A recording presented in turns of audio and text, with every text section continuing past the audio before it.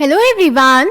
So we are discussing NCERT questions of the chapter Body Fluids and Circulation, and in today's session we are going to discuss the question number 1.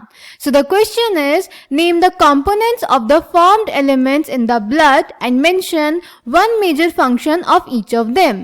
तो बेटा इस question में हमें blood के formed elements के components बताने हैं और उन सब का एक एक मेजर फंक्शन बताना है. So let's check the answer.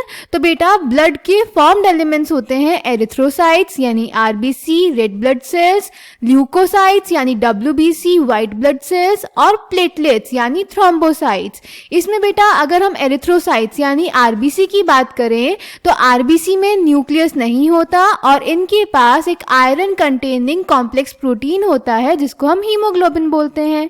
तो इसीलिए आरबीसी का फंक्शन होता है ट्रांसपोर्ट ऑफ रेस्पिरेटरी गैसेस यानी ऑक्सीजन और CO2 का ट्रांसपोर्ट करना, जिसके बारे में हमने previous chapter that is breathing and exchange of gases की वीडियोस में देखा. देन बेटा ल्यूकोसाइट्स में न्यूक्लियस होता है पर इनके पास हीमोग्लोबिन नहीं होता. ये दो टाइप के होते हैं, ग्रेन्युलोसाइट्स एंड एग्रेन्युलोसाइट्स. ग्रेन्युलोसाइट्स में आते हैं न्यूट्रोफिल्स, इओसिनोफिल्स एंड बेसोफिल्स और एग्रेन्युलोसाइट्स में आते हैं लिम्फोसाइट्स और मोनोसाइट्स. तो न्यूट्रोफिल्स और मोनोसाइट्स का फंक्शन होता है बेटा बॉडी में एंटर करने वाले फॉरेन ऑर्गेनिजम्स को एनगल्फ करके डिस्ट्रॉय करना, यानी ये फेगोसाइटिक सेल्स होते हैं. देन बेसोफिल्स का फंक्शन होता है बेटा ये हिस्टामिन, सेरोटोनिन और हिपैरिन रिलीज करते हैं जो कि इन्फ्लेमेटरी रिएक्शंस में पार्टिसिपेट करते हैं. देन इओसिनोफिल्स बेटा इन्फेक्शन को रेजिस्ट करते हैं और साथ ही साथ एलर्जिक रिएक्शन में पार्टिसिपेट करते हैं. देन लिम्फोसाइट्स हमारी बॉडी में दो टाइप के होते हैं, B एंड T, और ये हमें इम्यूनिटी प्रोवाइड करते हैं यानी इम्यून रिस्पॉन्सेज में पार्टिसिपेट करते हैं.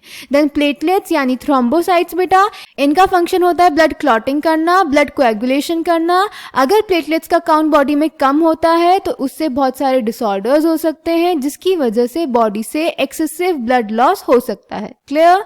सो answer number 1 is erythrocytes, leucocytes and platelets are collectively called formed elements.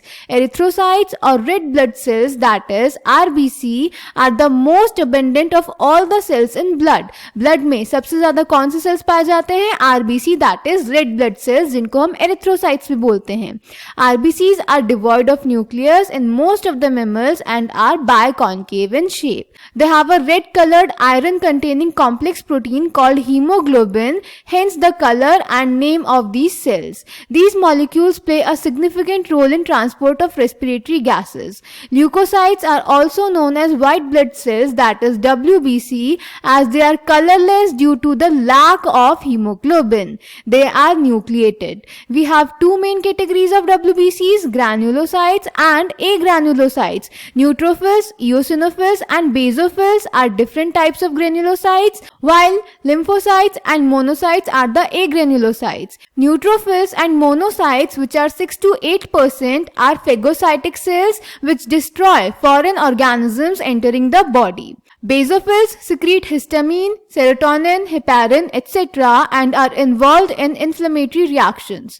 Eosinophils, which are 2 to 3%, resist infections and are also associated with allergic reactions. Lymphocytes, which are 20 to 25%, are of two major types, B and T forms. Both B and T lymphocytes are responsible for immune responses of the body.